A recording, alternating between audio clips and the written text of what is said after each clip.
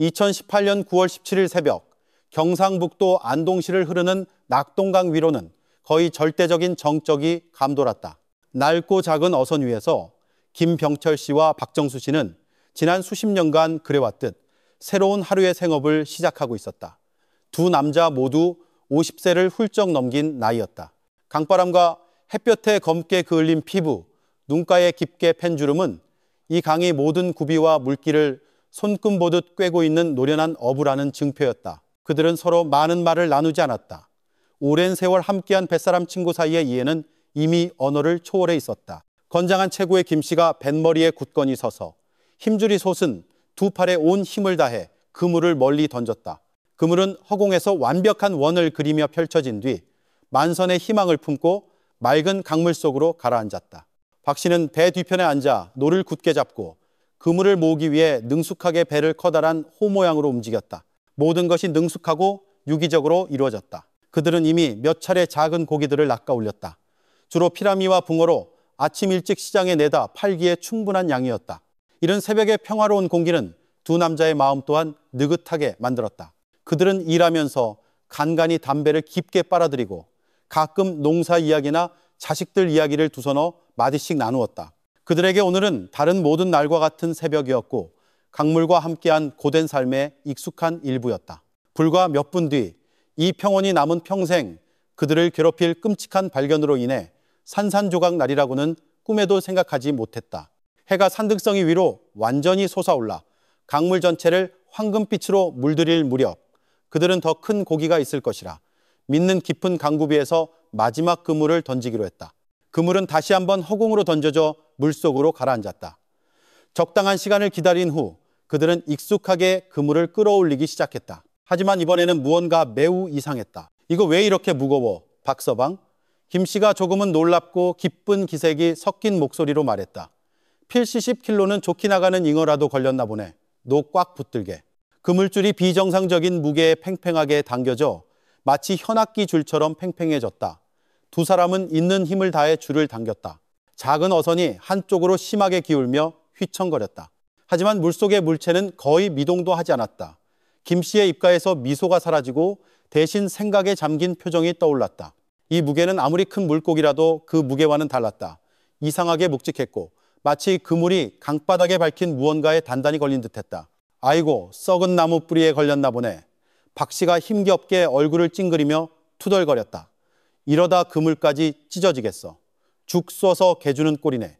그들은 뱃머리 방향을 바꿔보기도 하고 장애물에서 그물을 빼내려는 희망으로 여러 각도에서 그물줄을 세게 잡아당겨 보기도 했다. 하지만 모든 노력은 헛수고였다. 물속의 물체는 비정상적으로 무거웠다.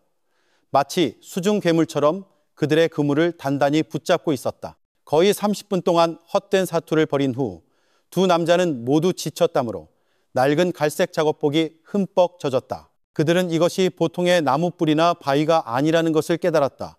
분명 무언가 잘못되었다. 다행히도 근처에서 조업하던 다른 어선 몇 척이 있었다. 김 씨가 손을 흔들며 크게 소리쳤다. 두 사람의 어려운 상황을 본 다른 배 두 척이 재빨리 다가왔다. 사정을 들은 다른 어부들도 기꺼이 힘을 보태주기로 했다. 그들은 함께 튼튼한 밧줄을 걸린 그물에 묶었고 세 척의 배가 힘을 합쳐 끌어당겼다. 마침내 사람의 힘이 이겼다.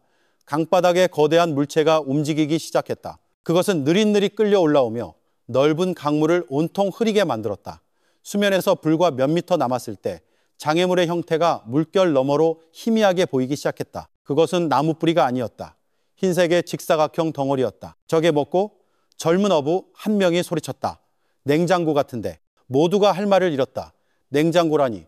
누가 저렇게 큰 업소용 냉장고를 강에 버린단 말인가. 가까이 끌어올릴수록 기이함은 더욱 선명해졌다. 틀림없었다.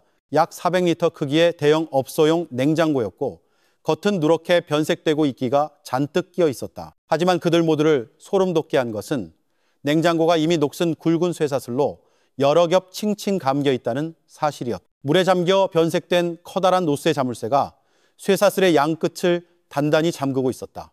그리고 그때 끔찍한 냄새가 냉장고에서 피어오르기 시작했다. 역하고 달콤한 부패의 냄새.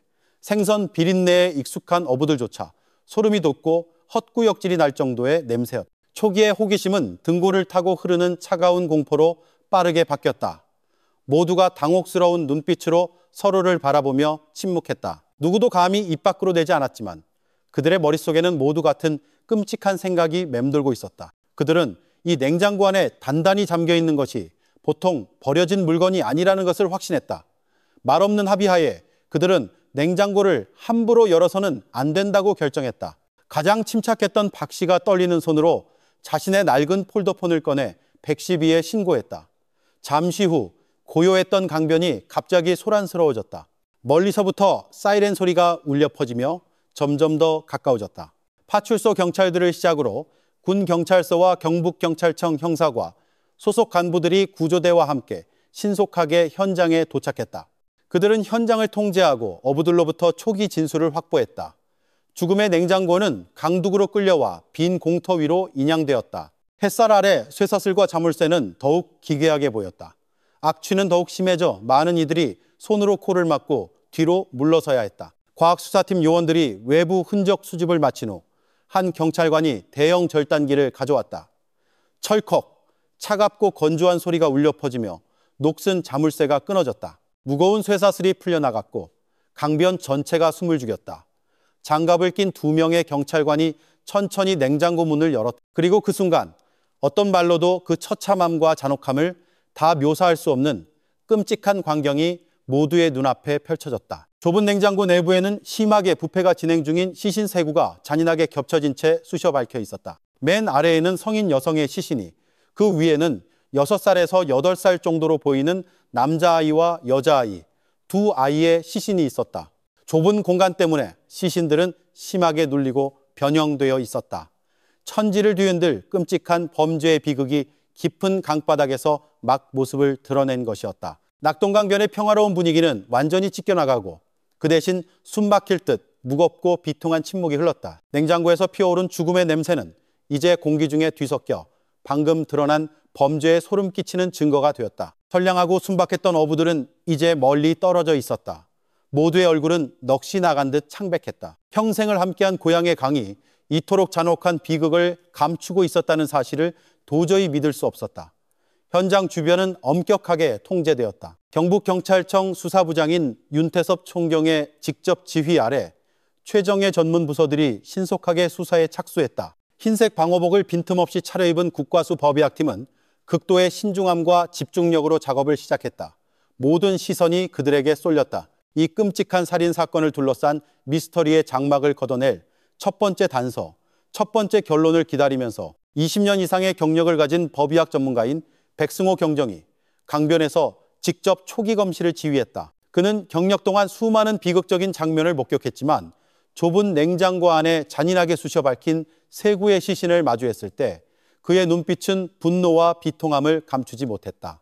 시신을 하나씩 조심스럽게 꺼내 전문 비닐 시트 위에 놓은 후 신속하게 초기 검시 결과가 나왔다. 성인 여성과 2아이, 3명의 피해자 모두 목 주위에 깊게 팬 보라색 멍 자국이 있었다.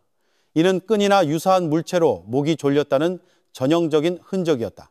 초기 사인은 경부 압박 질식사로 판단되었다.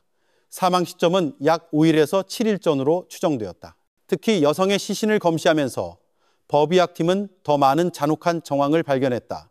그녀의 옷은 흐트러지고 어지럽혀진 흔적이 있었다. 팔, 어깨, 허벅지에 이르기까지 온몸에는 크고 작은 멍이 빽빽하게 들어차 있었다. 이는 피해자가 죽기 전 매우 격렬하게 저항했다는 것을 보여주었다. 그녀는 자신과 아마도 2아이를 지키기 위해 마지막 숨결까지 싸웠던 것이다. 가장 시급한 문제는 피해자들의 신원을 확인하는 것이었다. 시신이 오랫동안 물에 잠겨 있었고 부패가 심하게 진행되어 얼굴이 심하게 변형되었기 때문에 유관 식별은 불가능했다. 어떤 신분증도 발견되지 않았다. 사건은 마치 초기 단서가 없는 문제, 수사팀에게 주어진 거대한 도전과도 같았다. 이 어려운 상황 속에서 백경정과 그의 팀은 마지막 희망인 지문에 집중하기로 결정했다. 피해자의 손가락 끝, 피부가 물 때문에 쭈글쭈글해지고 벗겨졌지만 전문적인 기술과 끈기 덕분에 감식반은 3사람 모두의 지문 샘플을 채취하는 데 성공했다. 그러나 비교 식별이 가능할 만큼 선명하게 남은 것은 성인 여성의 지문뿐이었다. 지문 샘플은 즉시 경찰청 과학수사관리관실로 보내져 전국 주민등록 전산망 데이터베이스와 대조 작업에 들어갔다. 수사팀 전체가 숨을 죽이고 기다렸다. 이것이 사건의 실마리를 풀 수 있는 유일한 단서였다. 만약 결과가 나오지 않는다면 수사는 첫걸음부터 막다른 길에 부딪힐 것이었다. 긴장된 기다림은 오래가지 않았다. 불과 몇 시간 후 긴급 보고가 들어왔다. 시스템이 일치하는 결과를 찾아낸 것이었다.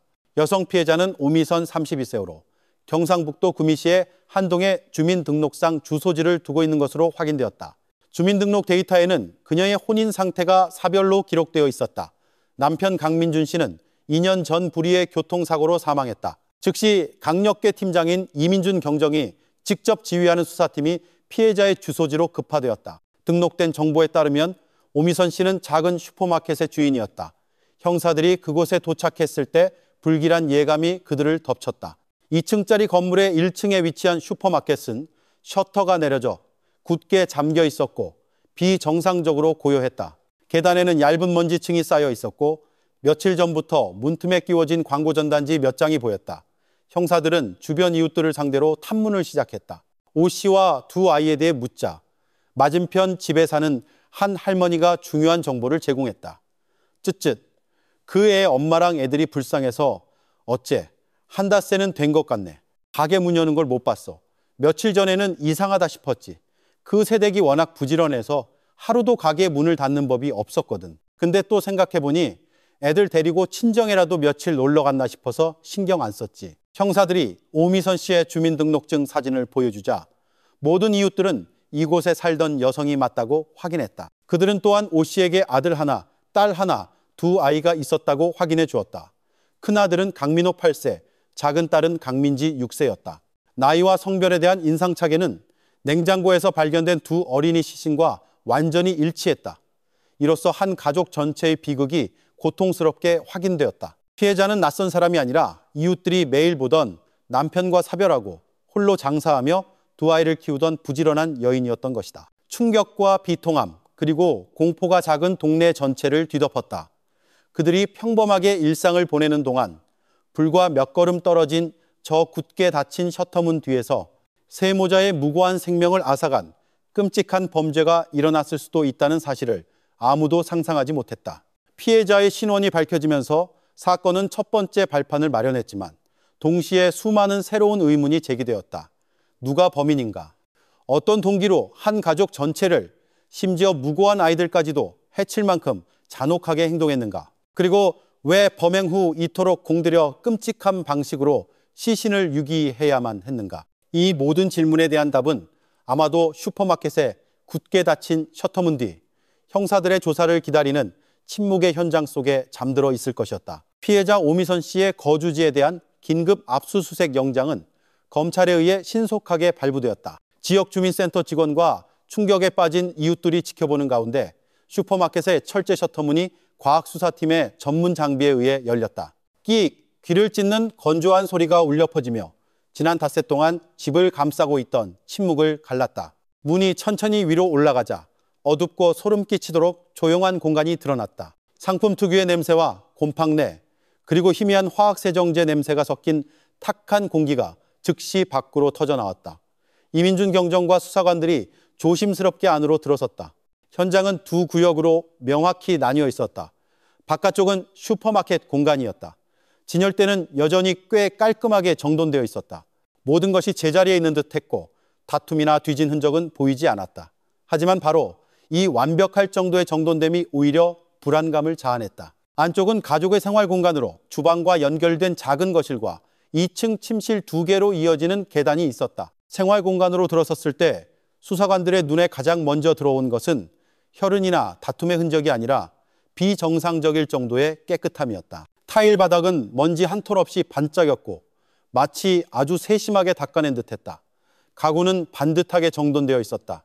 불과 며칠 전까지 평범한 생활이 이루어졌다는 어떤 흔적도 찾아볼 수 없었다.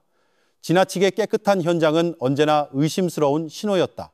이는 범인이 흔적을 지울 충분한 시간과 침착함 그리고 의식을 가지고 있었음을 말해주었다.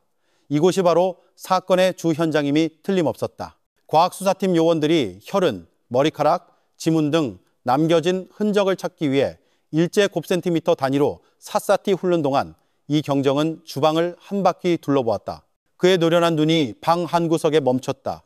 타일 바닥 위에 직사각형 모양의 빈 공간이 있었는데 주변보다 확연히 깨끗했다. 분명 최근에 큰 물건이 옮겨진 자리였다. 그는 몸을 낮춰 더 자세히 관찰했다. 이 빈 공간의 크기는 그들이 낙동강에서 인양한 400리터급 업소용 냉장고와 정확히 일치했다. 더 이상 의심의 여지가 없었다. 범인은 피해자의 재산을 이용해 자신의 범죄를 은폐하는 도구로 삼은 것이었다. 이는 그가 이 집을 매우 잘 알고 있었고 오 씨에게 그런 큰 냉장고가 있다는 사실을 알았으며 소름 끼칠 정도로 치밀한 계획을 세웠다는 것을 보여주었다. 수사관들의 머릿속에 범행 동기에 대한 첫 번째 가설이 형성되기 시작했다. 남편과 사별하고 홀로 장사하는 여성을 상대로 한 가장 합리적이고 우선적인 가설은 바로 강도살인이었다. 이 가설을 검증하기 위해 한 수사팀이 2층 침실을 정밀 수색하라는 명령을 받았다. 세모자의 방 역시 깨끗하게 치워져 있었지만 옷장 뒤에서 수사관들은 작은 금고 하나를 발견했다. 금고 문은 활짝 열려 있었고 경첩에는 단단한 물체로 억지로 여는 적이 있었다. 안에는 감나가는 물건은 아무것도 남아있지 않았다. 완전히 텅 비어 있었다. 이 발견은 강도살인 가설에 더욱 힘을 실어주었다. 범인이 절도 목적으로 집에 침입했다가 불행히도 오 씨에게 발각되었을 가능성이 컸다. 저항하는 과정에서 오 씨는 범인에게 살해당했고 두 아이는 끔찍한 광경을 목격했기 때문에 입을 막기 위해 범인이 아이들까지 살해했을 수 있었다. 이는 매우 잔인하지만 논리적이며 현장의 초기 흔적과 부합하는 시나리오였다. 그러나 이처럼 특별히 중대한 사건에서 수사팀은 한 가지 방향으로만 수사를 진행할 수 없었다. 가능성은 낮지만 두 번째 가설, 즉 가족 간의 갈등이나 개인적인 원한 관계도 제기되어야 했다. 이경정은 즉시 다른 수사팀에게 피해자 오미선 씨의 모든 인간관계를 전면적으로 조사하라고 지시했다. 그들은 오 씨의 친정 식구들부터 사망한 남편의 형제자매에 이르기까지 모든 친척들을 만나 재산, 토지 또는 감정 문제와 관련된 잠재적인 갈등이 비극으로 이어질 수 있었는지 파악해야 했다. 당일 즉시 수많은 소환 조사와 면담이 이루어졌지만 결과는 기대에 미치지 못했다. 비보를 접한 피해자의 모든 친척들은 극도의 충격과 슬픔에 빠졌다. 그들은 오 씨와 두 아이에게 그런 비극이 닥쳤다는 사실을 믿지 못했다. 그들 모두 오 씨를 착하고 성실하며 누구와도 원한을 살 일이 없는 사람으로 묘사했고 가족이나 친척 중에 큰 갈등을 겪는 사람은 없다고 진술했다. 그들은 매우 협조적이었지만 수사에 가치 있는 정보는 아무도 제공하지 못했다. 그리고 더 중요한 것은 수사관들이 세모자가 실종된 5일 동안 각 친척들의 알리바이를 확인했을 때 견고한 벽이 세워졌다는 점이다. 용의선상에 오른 모든 친척들은 반박할 수 없는 알리바이를 가지고 있었다. 오 씨의 오빠는 서울로 출장 중이었고 비행기표와 호텔 영수증이 완벽했다. 시부모님은 도립병원에 입원 치료 중이었다. 다른 친척들은 멀리 살거나 이웃과 동료들이 그들의 행적을 증명해 주었다. 현장에 나타나 범행을 저지를 가능성이 있는 사람은 아무도 없었다. 친척을 중심으로 한 수사 방향은 빠르게 막다른 길에 다다랐다. 수사팀은 다시 강도살인이라는 초기 가설로 돌아갔다. 하지만 큰 의문이 제기되었다. 만약 일반적인 강도였다면 왜 그토록 공들여 현장을 깨끗이 청소하고 이토록 복잡하고 정교한 시신유기 계획을 실행해야 했을까? 보통 절도범들은 범행 후 신속하게 도주한다. 이 사건 범인의 행동은 소름 끼칠 정도의 침착함을 보여주었고 마치 그가 피해자와 어떤 관련이 있는 것처럼 보였다. 즉각 발각되기를 원치 않을 만큼의 친분이 있는 관계 말이다. 사건은 다시 교착 상태에 빠졌다. 현장은 특정되었고 강도라는 동기도 명확해 보였다. 하지만 범인의 모습은 여전히 미스터리한 유령과 같았고 추적할 만한 명확한 단서가 하나도 없었다. 그 후 며칠은 무겁고 압박감 넘치는 분위기 속에서 흘러갔다. 윤태섭 총경이 직접 지휘하는 수사팀은 거의 잠시도 쉬지 않고 일했다. 피해자 오미선 씨의 집은 몇 번이고 샅샅이 뒤졌지만 초기에 발견된 흔적 외에는 어떤 가치 있는 단서도 찾지 못했다. 과학수사팀 전문가들은 최첨단 기법까지 동원했다. 특수 조명으로 숨겨진 혈흔을 찾고 분말을 뿌려 모든 표면에서 지문을 채취했지만 결과는 여전히 제로였다. 범인은 마치 흔적 제거의 전문가인 것처럼 너무나 완벽하고 꼼꼼하게 현장을 청소했다. 가족관계와 개인적인 갈등에 초점을 맞춘 수사 방향은 공식적으로 막다른 길에 이르렀다. 우발적인 강도의 침입이라는 가설도 점점 더 많은 비논리적인 점을 드러냈다. 사건은 점차 미궁 속으로 빠져드는 듯했다. 범인의 모습은 여전히 형태도 신원도 없는 흐릿한 유령이었다. 이 교착 상태는 수사팀 각 구성원, 특히 이민준 경정의 마음을 무겁게 짓눌렀다.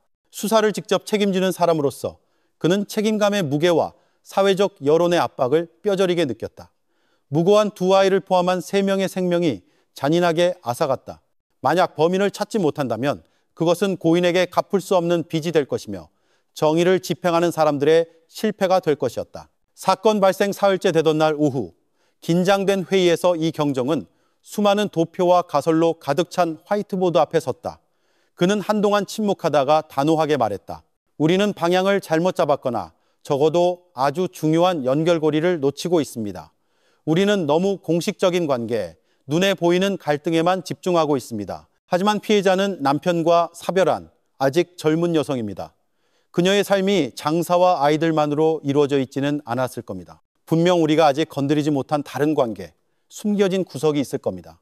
저는 우리가 처음부터 다시 시작해야 한다고 제안합니다. 이 경정의 결정은 수사팀 전체의 동의를 얻었다.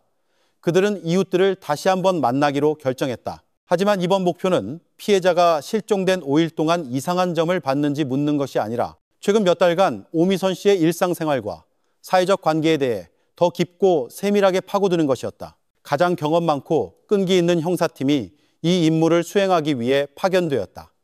그들은 오후 내내 집집마다 다니며 한 사람 한 사람과 대화를 나눴다.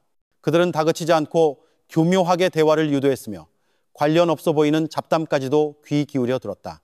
그리고 그들의 끈기는 마침내 보상을 받았다. 골목 어귀의 작은 슈퍼 주인인 박순자 할머니와 이야기하던 중 중요한 정보가 드러났다. 그 세댁, 워낙 조용히 사는 사람이었어, 형사님들. 박 할머니는 음료수를 따라주며 말했다.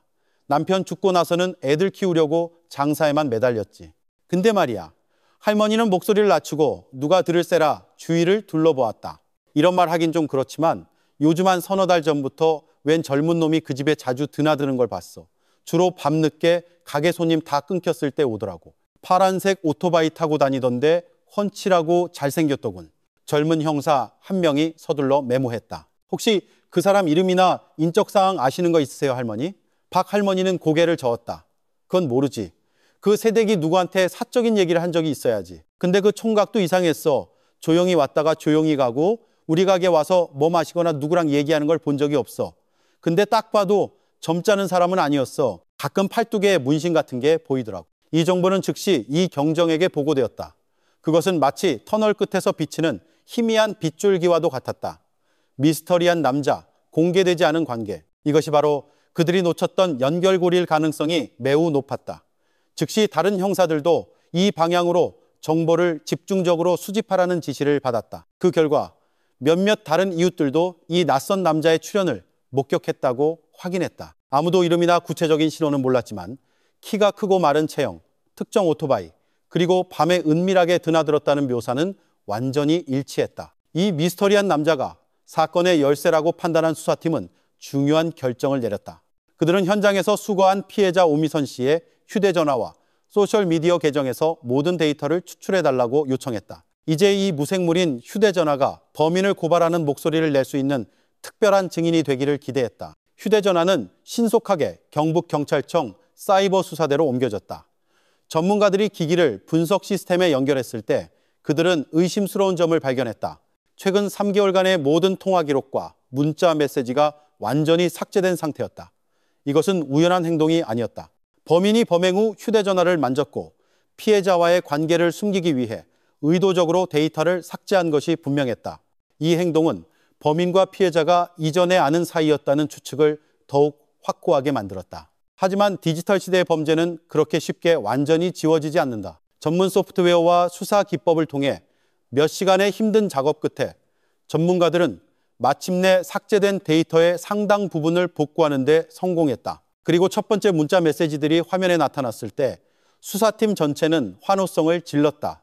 그것은 오 씨와 주소록에 저장되지 않은 한 번호 사이의 오간 대화들이었다. 메시지 내용은 매우 친밀하고 애정 어린 관계를 보여주었고 사랑의 말, 토라짐, 그리고 데이트 약속까지 담겨 있었다. 분명 이것이 이웃들이 언급했던 미스터리한 남자의 전화번호였다. 일말의 지체도 없이 이 전화번호는 즉시 추적 시스템에 입력되었다.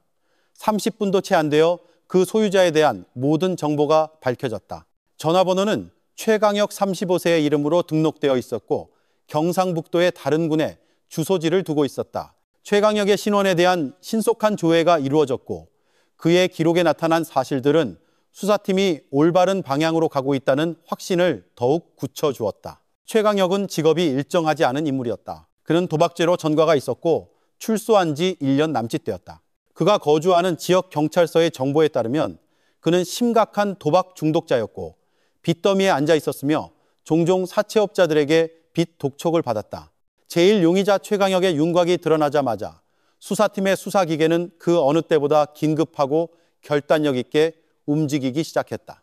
며칠 동안 사건을 뒤덮었던 보이지 않는 유령은 이제 이름과 얼굴 그리고 전과 기록으로 가득한 신원을 갖게 되었다. 이제 가장 시급한 임무는 더 이상 희망 없이 단서를 찾는 것이 아니라 범인이 더 멀리 도망치거나 또 다른 범죄를 저지르기 전에 그를 검거하기 위해 시간과 싸우는 것이었다. 최강혁의 인상착의, 사회적 관계, 습관과 약점에 이르기까지 모든 정보가 수집되고 철저히 분석되었다. 한치의 지체도 없이 그날 밤 즉시 이민준 경정이 직접 지휘하는 형사과 최정예팀이 조용히 청사를 떠나 어둠 속으로 차를 몰았다. 목적지는 최강혁의 주민등록상 주소지인 황화군이었다. 특수 차량은 사이렌을 울리지 않고 마치 먹이를 노리는 표범처럼 조용히 움직였다. 그들의 어깨에는 결연한 의지와 무거운 압박감이 실려 있었다. 그들은 한 가족을 몰살한 냉혈한 살인마를 상대하는 만큼 모든 행동이 세세한 부분까지 신중하게 계산되어야 한다는 것을 알고 있었다. 형사들이 최강혁의 주소지에 도착했을 때 그곳은 작은 마을 깊숙한 곳에 위치한 낡은 단층집이었다. 불은 꺼져 있었고 공간은 시골의 밤의 정적에 잠겨 있었다. 지역 파출소와 협력하여 그들은 이 집이 최강혁의 부모님 집이라는 것을 확인했다. 하지만 노부부는 연로했고 최강혁은 이곳에 자주 머물지 않았다. 그는 가끔 돈을 가지러 오거나 빚을 피해 숨어들 뿐이었다. 그러나 근처에 사는 이웃들과 이야기하면서 극히 중요한 정보가 확인되었다. 최강혁의 집 맞은편에 사는 한 중년 남성이 말했다. 그놈이요? 늙은 부모 속 꽤나 썩이는 놈이죠. 도박에 빚은 산더미 같고 한동안 안 보이더니 근데 이상하네요. 남자는 눈살을 찌푸리며 회상했다. 한 나흘 전인가 한밤중에 그놈의 요란한 오토바이 소리가 들려서 나가봤거든요. 다음날 아침에 보니까 큰 여행 가방을 들고 아주 이른 시간에 허둥지둥 떠나더라고요. 행동이 영 수상쩍었어요. 그날 이후로 다시는 안 보이네요.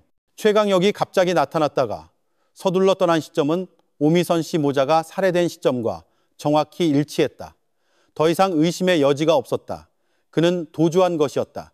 그는 자신의 범죄가 조만간 발각될 것을 알았고 탈출 계획을 세우는데 단 1초도 낭비하지 않았다. 이 정보는 즉시 지휘본부로 보고되었다. 윤태섭 총경은 즉시 살인 및 강도 혐의로 최강혁에 대한 전국 특별 수배령을 내렸다.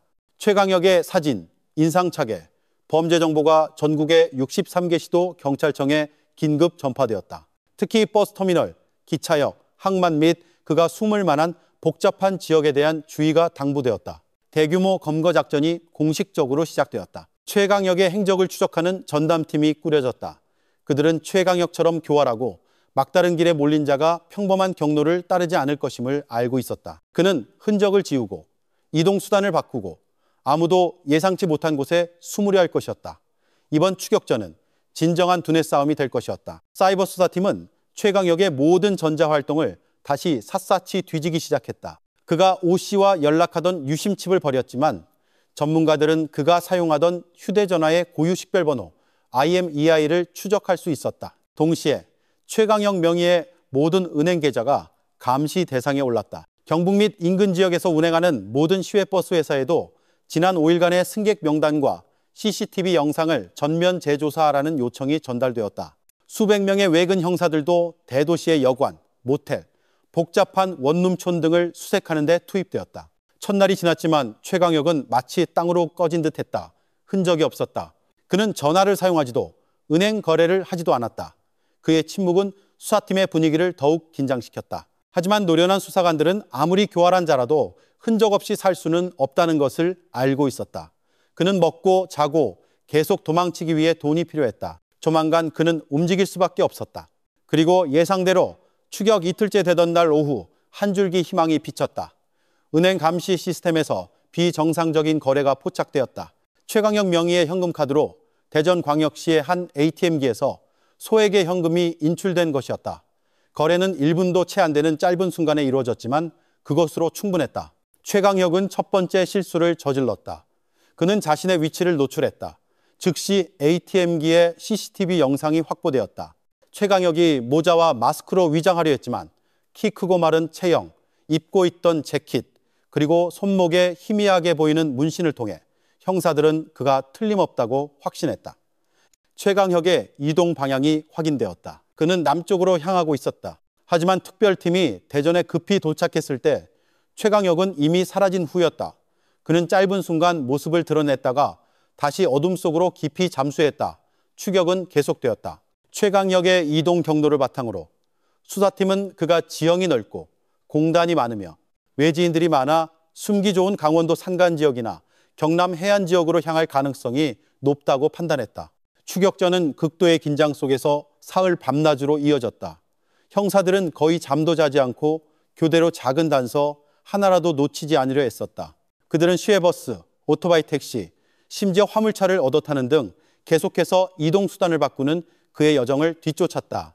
이는 추적 작업에 엄청난 어려움을 안겨주었다. 그리고 세 번째 날 밤, 최강혁의 또 다른 치명적인 실수가 그의 도주국에 종지부를 찍었다. 아마도 현금이 떨어졌고 이제 충분히 멀고 안전한 곳에 왔다고 느꼈기 때문일 것이다. 최강혁은 낡은 휴대전화에 새로운 대포 유심을 끼워 경상남도 거제시에 사는 옛 교도소 동기에게 전화를 걸어 돈을 빌려달라고 부탁했다. 통화는 2분도 채 되지 않았지만 사이버 수사팀이 신호를 포착하고 그의 위치를 특정하기에는 충분한 시간이었다. 최강혁은 거제시 외곽의 노동자들을 위한 허름한 원룸촌에 숨어 있었다. 정보가 확인되자 완벽한 검거 계획이 밤새 수립되었다.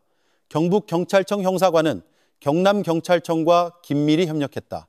두 기관의 최정예 요원 수십 명이 비밀리에 원룸촌에 접근했다. 모든 출입구가 차단되었다. 소리도 불빛도 없이 모든 것이 절대적인 침묵 속에서 진행되었다. 새벽 3시 최강혁이 축축한 방에서 깊은 잠에 빠져 아마도 화려한 도박판이나 먼 곳에서의 자유로운 삶을 꿈꾸고 있을 때 방문이 갑자기 부서지며 열렸다. 경찰 특공대원들이 폭풍처럼 들이닥쳤다. 최강혁은 깜짝 놀라 잠에서 깼다. 무슨 일이 일어나고 있는지 이해할 수 없어 망연자실했다. 눈앞의 사람들이 경찰이라는 것을 깨달았을 때 그의 깡패 본능이 되살아났다. 그는 저항하기 위해 책상 위에 과도를 지부려 했지만 모든 것이 너무 늦었다. 신속하고 단호한 제압 기술이 그를 바닥에 쓰러뜨렸다. 차가운 수갑이 그의 손목에 채워지며 그의 짧았던 도주국은 막을 내렸다. 검거 작전은 완벽하게 절대적으로 안전하게 성공했다. 끔찍한 학살을 저지른 악마 최강혁은 닷새 밤낮의 도주 끝에 마침내 법의 심판을 받게 되었다. 그는 조사를 위해 즉시 경북으로 압송되었다. 압송되는 차 안에서 최강혁은 완전히 침묵했다. 그의 얼굴은 초췌하고 넋이 나가 있었다. 그는 자신의 앞길에 자신이 저지른 용서받을 수 없는 죄에 대한 대가를 치르는 길 외에는 아무것도 남아있지 않다는 것을 알고 있었다. 최강혁은 새벽녘에 경북경찰청 본부에 도착했다. 실패한 도주국은 그의 육체와 정신을 완전히 소진시켰다. 얼굴은 수척했고 수염은 덥수룩했으며 눈은 피로로 퀭했다. 하지만 그 깊은 곳에는 여전히 감옥을 들락거렸던 깡패의 완고함과 고집이 남아있었다. 그는 입을 열지 않고 끝까지 범행을 부인하면 경찰이 자신을 어쩌지 못할 것이라고 믿었다. 그는 현장의 모든 흔적을 지웠고 관련된 모든 증거물을 버렸다고 계산했다. 취조실은 차가웠고 오직 흰 조명만이 철제 책상 위를 곧장 비추고 있었다. 최강혁의 맞은편에는 이민준 경정과 강력계의 가장 노련한 수사관들이 앉아 있었다. 그들은 서두르지도 소리치지도 않았다. 치열한 두뇌 싸움, 긴장감 넘치는 심리전이 공식적으로 시작되었다. 전 아무것도 모릅니다. 최강혁은 범죄자들이 흔히 쓰는 레퍼토리로 입을 열었다. 사람 잘못 잡으셨습니다. 전 억울합니다. 오미선이라는 여자는 알지도 못합니다. 이 경정은 그저 말없이 사진 뭉치를 최강혁 앞으로 밀었다. 첫 번째 사진은 그를 목격한 이웃의 모습이었다. 두 번째 사진은 피해자의 집 앞에서 여러 번 목격된 그의 특징적인 파란색 오토바이 사진이었다. 이 사람과 이 오토바이 알아보시겠습니까? 최강혁 씨. 오미선 씨의 이웃은 기억력이 아주 좋더군요. 최강혁은 사진들을 힐끗 보았다. 안색이 약간 변했지만 그는 여전히 버텼다. 그 동네에 아는 사람이 좀 있어서 가끔 놀러 간 것뿐입니다. 이상할 거 없잖아요. 그의 연극은 오래가지 못했다. 이 경정은 계속해서 다른 서류 뭉치를 그에게 밀었다. 이번에는 오 씨의 휴대전화에서 복구된 수많은 문자 메시지가 인쇄된 페이지들이었다. 사랑의 속삭임, 비밀스러운 데이트 약속들. 오미선 씨를 모른다고요? 그럼 이 다정한 문자들은 뭡니까? 오빠 보고 싶어. 오늘 밤에 와. 맛있는 거 해놨어. 우리가 큰 소리로 읽어줘서 기억을 되살려줄까요? 영원히 삭제되었다고 믿었던 문자 메시지들을 보자 최강혁의 첫 번째 방어벽이 금가기 시작했다. 그는 이 명백한 증거를 설명할 수 없었다. 이마에 땀이 맺히기 시작했다. 그는 침묵했고 두 손을 깍지 낀 채 꽉 쥐었다. 용의자가 흔들리기 시작하자 수사관들은 결정타를 날렸다. 그들은 그의 도주 경로 전체를 시간 단위로 상세하게 설명했다. 범행 당일 밤 집을 서둘러 떠난 것부터 대전의 ATM에서 돈을 인출한 것, 그리고 마침내 거제에서 대포폰으로 건 운명의 전화까지 그의 모든 동선과 도주 계획이 적나라하게 까발려졌다. 이 순간 최강혁은 모든 부인이 무의미하다는 것을 깨달았다. 그는 졌다. 그는 수사기관의 능력을 너무 얕봤다.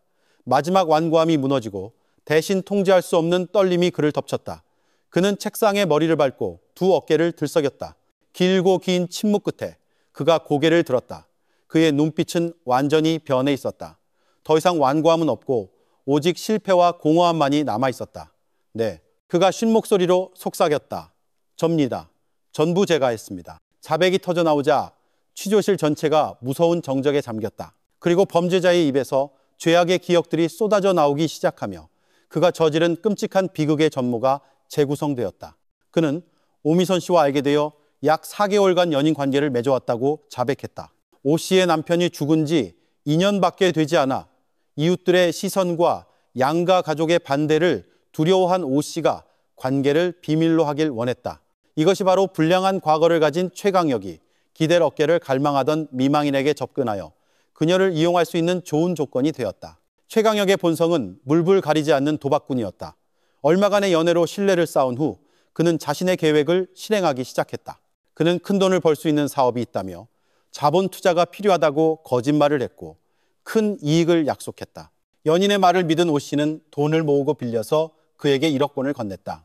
그 돈은 단 한 푼도 투자에 사용되지 않았고 불과 몇 주 만에 최강혁의 밤샘 도박판에서 모두 사라졌다.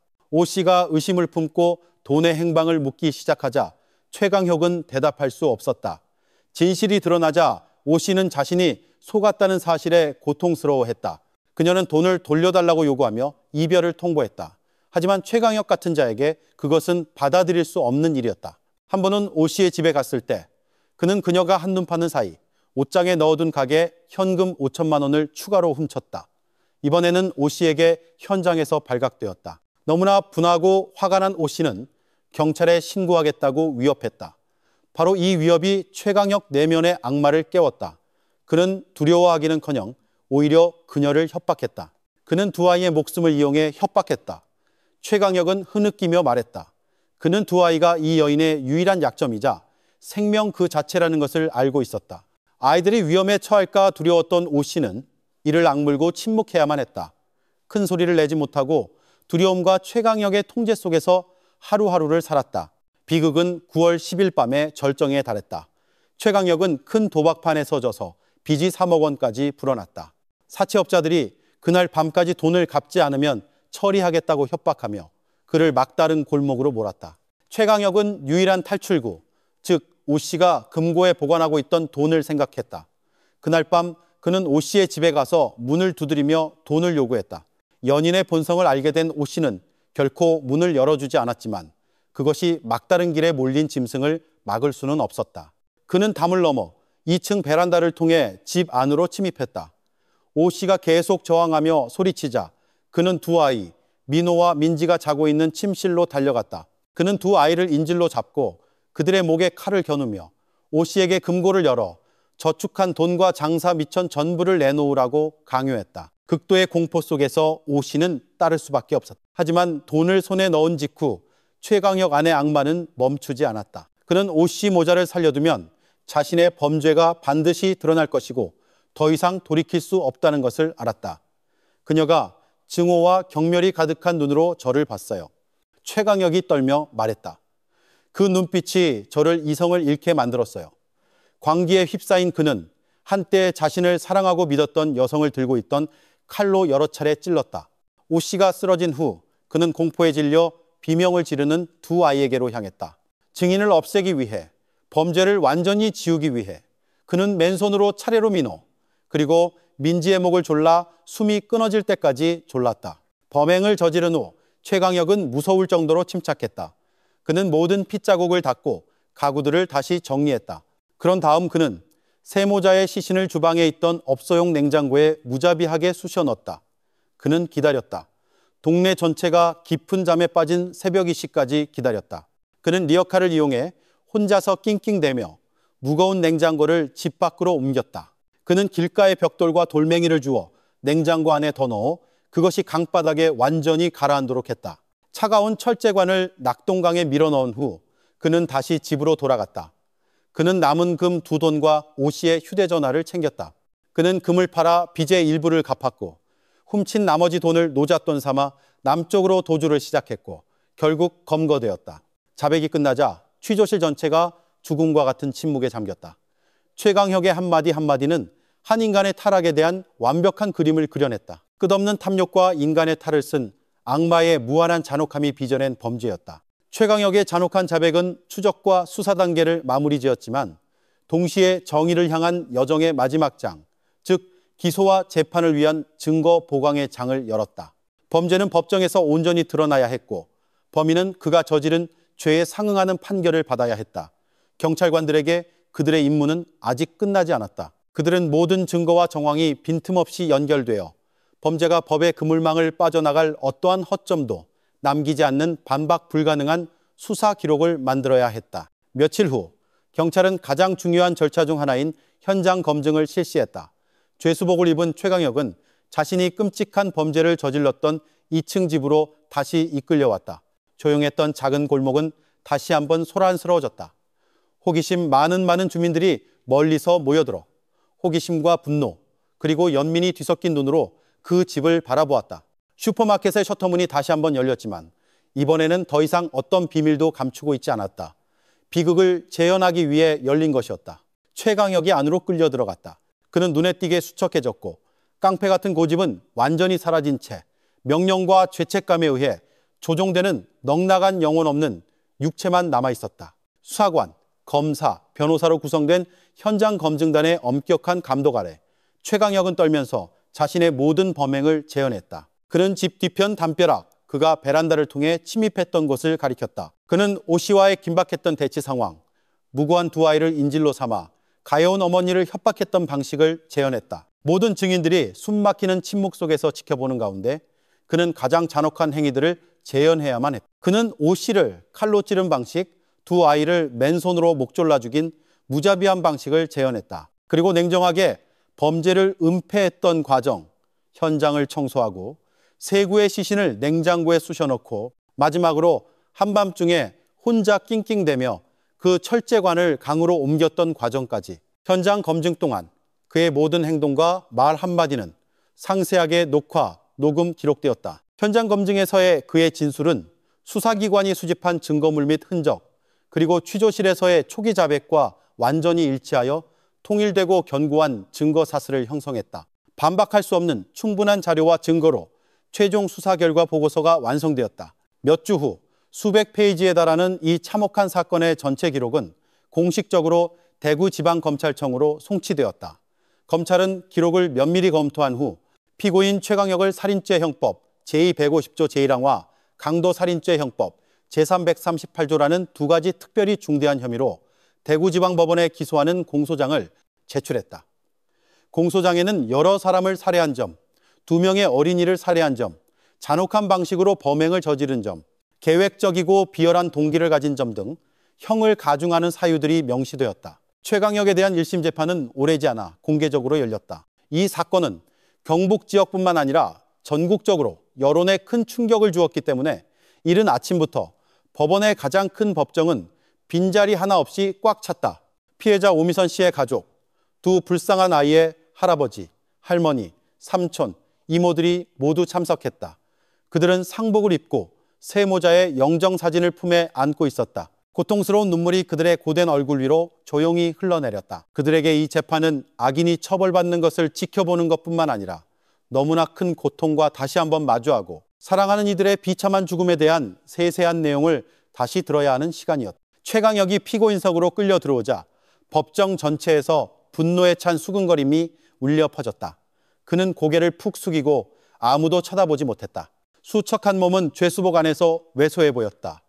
그는 구석에 몰린 짐승처럼 오직 마지막 심판을 기다릴 뿐이었다. 증인석에 서서 재판부의 질문에 답하며 최강혁은 자신의 모든 죄를 인정했다. 그의 목소리는 거의 들리지 않을 정도로 작고 떨렸으며 생기가 전혀 없었다. 그는 오 씨와의 관계, 도박에 쓸 돈을 마련하기 위해 그녀를 속이고 돈을 빼앗았던 일을 이야기했다. 그는 그 끔찍했던 밤을 후회로 가득 찬 끊어지는 말들로 재현했다. 최후 진술의 기회가 주어지자 최강혁은 피해자 가족 쪽으로 몸을 돌렸다. 그는 통곡하며 울기 시작했다. 인간성을 포함한 모든 것을 잃어버린 자의 울음이었다. 피고인이 죄송합니다. 그는 눈물 속에서 말했다. 피고인은 제 죄가 용서받을 수 없다는 것을 압니다. 피고인이 가족의 모든 것을 앗아갔습니다. 피고인은 10,000번 주고 마땅합니다. 피고인은 단지 가족분들께서 제 잘못을 용서하시어 오미선 씨와 두 아이의 영혼이 편히 잠들 수 있도록 해주시길 바랄 뿐입니다. 피고인은 법의 모든 처벌을 달게 받겠습니다. 숙고 끝에 재판부는 최종 판결을 내렸다. 법정 전체가 침묵 속에서 일어섰다. 재판장의 목소리는 정의의 망치처럼 단호하고 또렷하게 울려 퍼졌다. 재판부는 피고인 최강혁의 행위가 인간성을 상실한 지극히 잔혹하고 중대한 범죄라고 판단한다. 오직 탐욕과 도박에 대한 집착 때문에 피고인은 무고한 두 아이를 포함한 3명의 생명을 무참히 앗아갔다. 피고인의 행위는 피해자 가족에게 무엇으로도 보상할 수 없는 고통을 안겨주었을 뿐만 아니라 사회 전체에 극도의 분노를 일으켰으며 사회 안전 질서를 심각하게 훼손했다. 피고인은 교화 및 개선의 가능성이 없으므로 가장 엄중한 형벌을 적용하여 사회로부터 영원히 격리할 필요가 있다. 이러한 판단에 따라 재판부는 피고인 최강혁에게 사형을 선고했다. 판결이 끝나자마자 최강혁은 주저앉았고 두 다리는 더 이상 서 있을 수 없었다. 법의 최고형은 그가 저지른 천인공노할 범죄에 대한 예견된 결말이었다. 아래쪽에서는 피해자 가족의 울음소리가 터져 나왔다. 정의는 실현되었지만 그들의 마음속 고통은 결코 아물지 않을 것이다. 사건은 종결되었지만 그것이 남긴 비극은 오랫동안 상처로 남을 것이다. 이것은 단순히 한 건의 살인사건에 대한 이야기가 아니라 도박의 마력과 끝없는 탐욕에 이끌린 한 인간이 어떻게 타락하는지에 대한 값비싼 교훈이다. 그것은 죄악의 수렁에 발을 들여놓고 있는 이들에게 그 길의 유일한 종착역은 법의 처벌과 양심의 심판뿐이라는 경고의 메시지이다. 낙동강은 언젠가 범죄의 흔적을 씻어내겠지만 남겨진 이들의 마음에 새겨진 무한한 고통과 악의 본질에 대한 교훈은 영원히 남을 것이다.